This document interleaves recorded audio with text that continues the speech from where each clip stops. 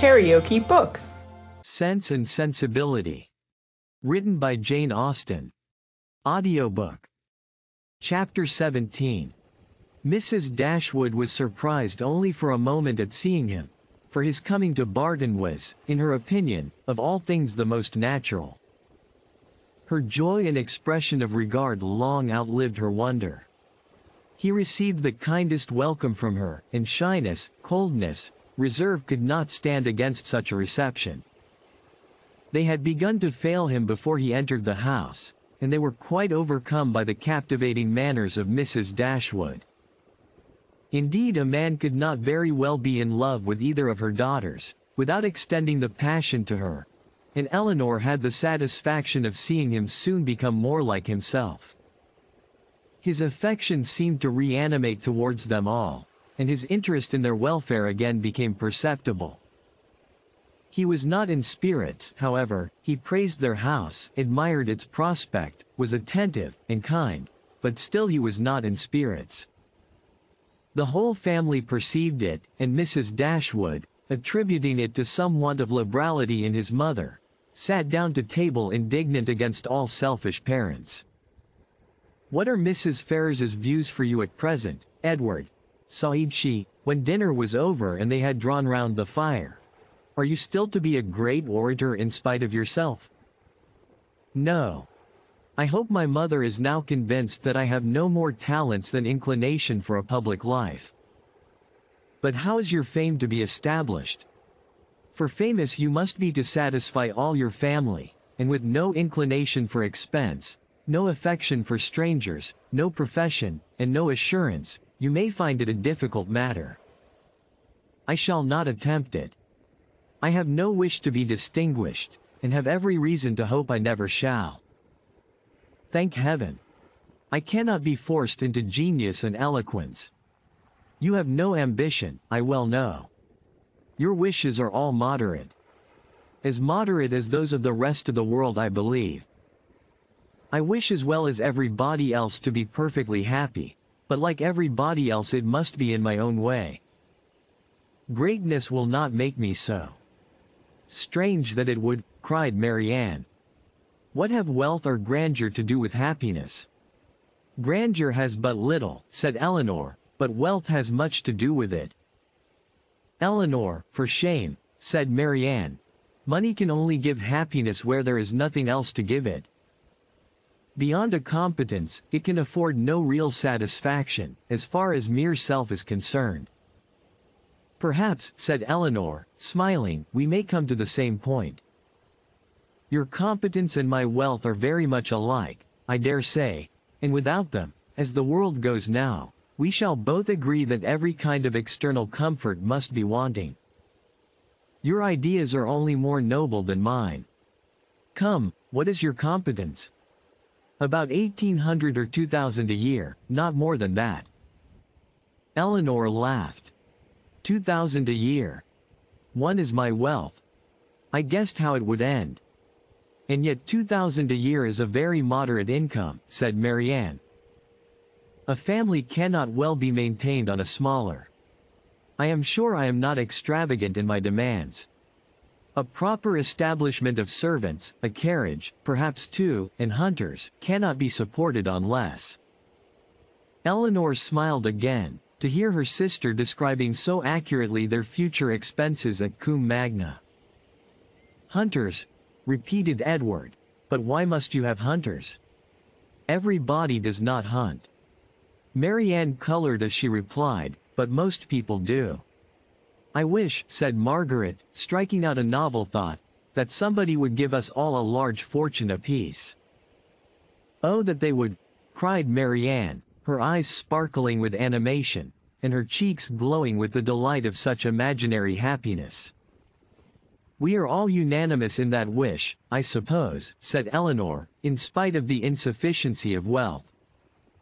"Oh dear," cried Margaret, "how happy I should be! I wonder what I should do with it." Marianne looked as if she had no doubt on that point. "I should be puzzled to spend so large a fortune myself," said Mrs. Dashwood, "if my children were all to be rich without my help." You must begin your improvements on this house, observed Eleanor, and your difficulties will soon vanish. What magnificent orders would travel from this family to London, said Edward, in such an event. What a happy day for booksellers, music sellers, and print shops. You, Miss Dashwood, would give a general commission for every new print of merit to be sent you, and as for Marianne, I know her greatness of soul, there would not be music enough in London to content her. And books, Thomson, Cowper, Scott, she would buy them all over and over again. She would buy up every copy, I believe, to prevent their falling into unworthy hands, and she would have every book that tells her how to admire an old twisted tree. Should not you, Marianne? Forgive me, if I am very saucy. But I was willing to show you that I had not forgot our old disputes. I love to be reminded of the past, Edward, whether it be melancholy or gay, I love to recall it, and you will never offend me by talking of former times. You are very right in supposing how my money would be spent. Some of it at least, my loose cash would certainly be employed in improving my collection of music and books. And the bulk of your fortune would be laid out in annuities on the authors or their heirs. No, Edward, I should have something else to do with it. Perhaps, then, you would bestow it as a reward on that person who wrote the ablest defense of your favorite maxim, that no one can ever be in love more than once in their life. Your opinion on that point is unchanged, I presume? Undoubtedly. At my time of life opinions are tolerably fixed. It is not likely that I should now see or hear anything to change them. Marianne is as steadfast as ever, you see, said Eleanor, she is not at all altered. She is only grown a little more grave than she was. Nay, Edward, sighed Marianne, you need not reproach me. You are not very gay yourself. Why should you think so? Replied he, with a sigh. But gaiety never was a part of my character. Nor do I think it a part of Marianne's, said Eleanor. I should hardly call her a lively girl. She is very earnest, very eager in all she does. Sometimes talks a great deal and always with animation, but she is not often really merry. I believe you are right, he replied, and yet I have always set her down as a lively girl. I have frequently detected myself in such kind of mistakes, said Eleanor, in a total misapprehension of character in some point or other. Fancying people so much more gay or grave, or ingenious or stupid than they really are, and I can hardly tell why, or in what the deception originated. Sometimes one is guided by what they say of themselves, and very frequently by what other people say of them, without giving oneself time to deliberate and judge. But I thought it was right, Eleanor, said Marianne, to be guided wholly by the opinion of other people. I thought our judgments were given us merely to be subservient to those of neighbors. This has always been your doctrine, I am sure. No, Marianne, never. My doctrine has never aimed at the subjection of the understanding. All I have ever attempted to influence has been the behavior. You must not confound my meaning. I am guilty, I confess, of having often wished you to treat our acquaintance in general with greater attention. But when have I advised you to adopt their sentiments or to conform to their judgment in serious matters? You have not been able to bring your sister over to your plan of general civility, said Edward to Eleanor, do you gain no ground? Quite the contrary, replied Eleanor, looking expressively at Marianne. My judgment, he returned, is all on your side of the question, but I am afraid my practice is much more on your sister's. I never wish to offend, but I am so foolishly shy, that I often seem negligent, when I am only kept back by my natural awkwardness.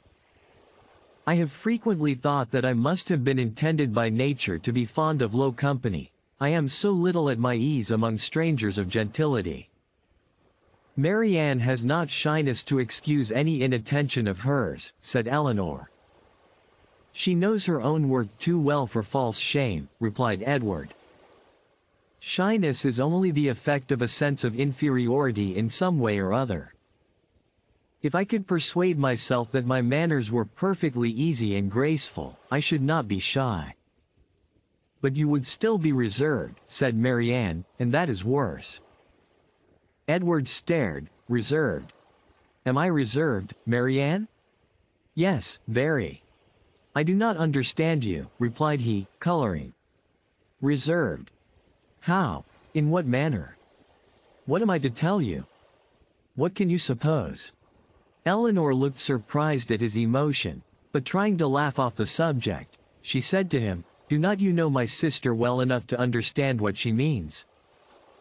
Do not you know she calls everyone reserved who does not talk as fast, and admire what she admires as rapturously as herself? Edward made no answer. His gravity and thoughtfulness returned on him in their fullest extent, and he sat for some time silent and dull. If you liked what you heard, please subscribe to the channel.